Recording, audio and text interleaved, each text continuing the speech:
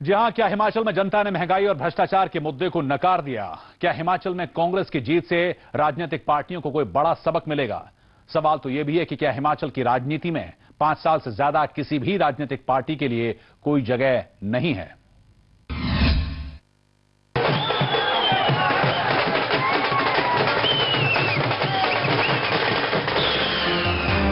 हाथ में हिमाचल आया तो कांग्रेस समर्थक अपनी खुशियां रोक नहीं पाए।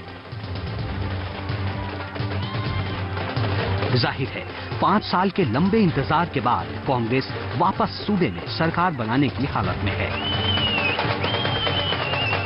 हिमाचल में कांग्रेस ने सरकार बनाने के लिए जरूरी बहुमत हासिल कर लिया है, जबकि बीजेपी मैजिक फिगर से दूर रह गई। हिमाचल प्रदेश में कमल मुरझा गया और हाथ की ताकत मजबूत हो गई। हिमाचल प्रदेश की जनता ने एक बार फिर ये साबित कर दिया कि वो सत्तारूढ़ पार्टी को दोबारा सत्तासीन नहीं होने देती। हालांकि हिमाचल का मुख्यमंत्री कौन बनेगा, इस पर कांग्रेस के केंद्रीय नेतृत्व को अब फैसला लेना है।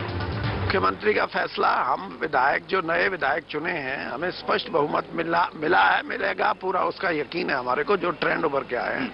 तो उनकी मीटिंग करके उनकी राय जान के फिर हम वहां की राजनीतिक परिस्थिति को भी जानेंगे और 2014 का चुनाव भी मद्देनजर रख के हम, ताकि वो भी हमारे लिए उतना ही जरूरी है, हम लीडरशिप की को यहाँ रिपोर्ट करेंगे। ये भारतीय राष्ट्रीय कांग्रेस एक राष्ट्रीय दल है और पूरी पार्टी के नेतृत्व, जिसमें वीरभद्र सिंह जी भी, पुराने हमारे पीसीसी के अध्यक्ष, एक नहीं कई, सब लोग जो शीर्ष नेता हैं हिमाचल के, वो चुनाव लड़े भी हैं और चुनाव अभियान में जुटे भी हैं।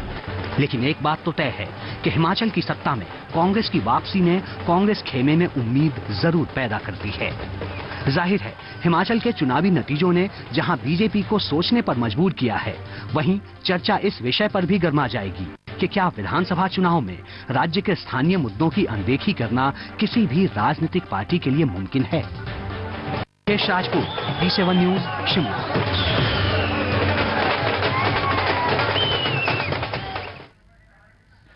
यहां मुकेश राजपूत की रिपोर्ट आपने देखी। मुकेश हमारे सहयोगी बने हुए हमारे साथ। मुकेश, क्या कहेंगे अभी? मतलब लगभग कंफर्टेबल मेजॉरिटी लग रही है, हालांकि कुछ चीजों पर अभी थोड़ा सा रुझान लग रहा है, लेकिन कह सकते हैं कि कांग्रेस आ गई है। लब्बो लुभाव किस तरह से कि जो हिमाचल की जनता बार बार करती है 1 by 1, वो है या फिर कुछ और फैक्टर आपको लगते हैं? देखिए, जो सत्तारूढ़ पार्टी होती है, उसे अभी इतिहास रहा है हिमाचल प्रदेश का कि दोबारा से वो सत्ता में आए, ऐसा हिमाचल प्रदेश की जनता बहुत कम बार हुआ है, या यूं कहिए कि हुआ ही नहीं है। हिमाचल प्रदेश में हमेशा 5 साल के बाद सत्ता परिवर्तन होता है, जो इस बार भी हुआ, और इस चीज को लेकर कहीं ना कहीं भाजपा भी इस फैक्टर को जानती थी, लेकिन क्योंकि केंद्र में काफी ज्यादा महंगाई को लेकर विरोध झेल रही थी केंद्र सरकार, चाहे वो डीजल के रेट हो, मिट्टी तेल के हो, रसोई गैस सिलेंडर हो, तो धूमल ने जो नारा दिया था वो था मिशन रिपीट का, और इस नारे को भुनाने में वो काफी हद तक कामयाब भी रहे। और लेकिन कामयाब के साथ साथ मुझे लगता है कि धूमल साहब कहीं ओवर कॉन्फिडेंट हो गए थे, इसलिए क्योंकि वहां पर कांग्रेस का जो सीपा सलार था उसे चुनने में कांग्रेस में काफी खींचतान चलती रही। पहले कौल सिंह ठाकुर को प्रदेश अध्यक्ष बनाया गया, फिर उनको हटाया गया, फिर नाटकीय ढंग से वीरभद्र सिंह को वहां पे भेजा गया, जिन पर करप्शन के चार्जेस थे, और वीरभद्र सिंह के जो लोग थे उनके खिलाफ लामबंद हो रहे थे, उनके विरोधी, चाहे वो जीएस बाली हों, चाहे कौल सिंह ठाकुर हों, चाहे आनंद शर्मा का कोई खेमा हो। तो इस चीज को लेकर धूमल काफी कंफर्टेबल महसूस कर रहे थे, और शायद यही वजह है कि जो एक ओवर कॉन्फिडेंस भाजपा में आ गया था, वही ओवर कॉन्फिडेंस कांग्रेस की जीत का कारण बना। लेकिन एक दो फैक्टर कहे जा रहे थे कि एक तो अदर्स वाला फैक्टर था, जिसमें कि भाजपा से अलग हुए लोग जिन्होंने अपनी पार्टी बनाई थी, या फिर उसमें बीएसपी का एक बात कही जा रही थी। साथ ही करप्शन एक क्या इशू बन पाया, क्योंकि अगर करप्शन इशू है तो फिर वीरभद्र पर खुद ही आरोप लगे थे कि वो किसी न किसी तरह की कुछ चीजों में लिप्त हैं। तो लिहाजा इसको देखा जाए कि ये उस हिसाब से है, या फिर सरकार के खिलाफ चूंकि बदलती रही है हिमाचल की जनता, उसको उस नजर से देखा जाए? देखिए, ना तो इसमें करप्शन इशू बना है, ना महंगाई इशू बना है। यहाँ पे 5 साल के बाद सत्ता चेंज होती है, और उसी का असर है कि शायद ऊब जाते हैं हिमाचल के लोग 5 साल एक सरकार के बाद। और हिमाचल में जो राजनीति है वो ज्यादा करके बदली और बदले की राजनीति रहती है। जो सरकारी नौकर हैं, हर एक घर में अगर 5 मेंबर है, उनमें से 1 या 2 लोग सरकार में नौकरी करते हैं, सरकारी नौकर हैं, और राज्य सरकार पर जो अधिकतर जो काम का बोझ रहता है वो ये रहता है कि किसकी ट्रांसफर कहाँ की जाए, ये किसके साथ था पिछली सरकार में, उसको बदल के अब जो अगले 5-6 महीने रहेंगे कांग्रेस के वो इसी में बीतेंगे कि इसको वहां लगाओ, इसको यहां से उठाओ, वहां करो। और यही मेन काम वहां के लोगों का रहता है कि जो लोग अभी दूर दराज के इलाकों में पड़े हैं वो अब हिमाचल प्रदेश सचिवालय के बाहर चक्कर खाते नजर आएंगे कि धूमल साहब ने तो हमें यहां लगा रखा था, अब आप हमें हमारे घर के या राजधानी शिमला के नजदीक लेकर आओ।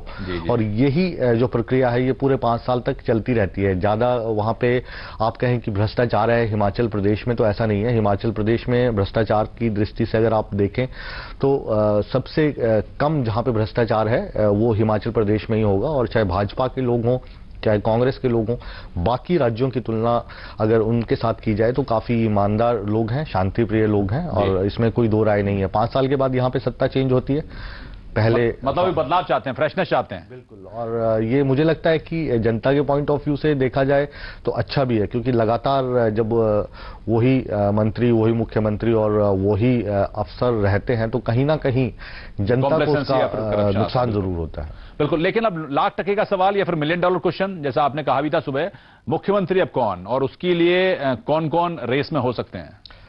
ये सवाल अगर आज मैं शिमला में होता तो मैं जरूर मुख्यमंत्री के जो पद के दावेदार हैं, श्रेष्ठ दावेदार वीरभद्र सिंह, उनसे पूछता। और मेरा दावा है कि अगर आज भी कोई पत्रकार उनसे ही ये पूछेगा तो वो आज फिर से टाल जाएंगे और कहेंगे इट्स $1 मिलियन क्वेश्चन, और इसका जवाब वो नहीं देना चाहेंगे। हालांकि वो जानते हैं कि कांग्रेस में उनका कद इतना बड़ा है कि मुख्यमंत्री वही होंगे। लेकिन जैसा मैंने सुबह भी मैं कह रहा था कि वीरभद्र सिंह को आला कमान की अगर बात करें तो आला कमान उनको नहीं बनाना चाहेगी। वो ऑप्शन के तौर पे आनंद शर्मा को देख सकती हैं, कौल सिंह ठाकुर को देख सकती हैं, विद्या स्टोक्स को देख सकती हैं, GS बाली को देख सकती हैं, यहाँ तक कि विजय सिंह मनकोटिया जो वीरभद्र सिंह के विरोधी रहे हैं, जिनकी उन्होंने CD भी जारी की थी, उन्हें पार्टी में बुला लिया गया, उनको देख सकती हैं।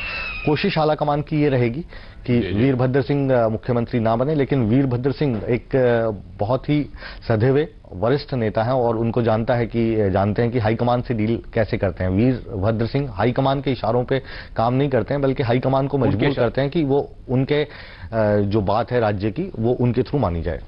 चलिए, आप बने रहिए हमारे साथ। मुकेश आते हैं आपके पास। जी हाँ, तो अब ये देखना होगा कि मुख्यमंत्री की कुर्सी पर कौन काबिज होता है। क्या वीरभद्र एक बार फिर काबिज होते हैं या फिर कोई और बनाया जाता है? यहाँ पर एक छोटे से ब्रेक के लिए रुकते हैं, जल्द हाजिर होंगे।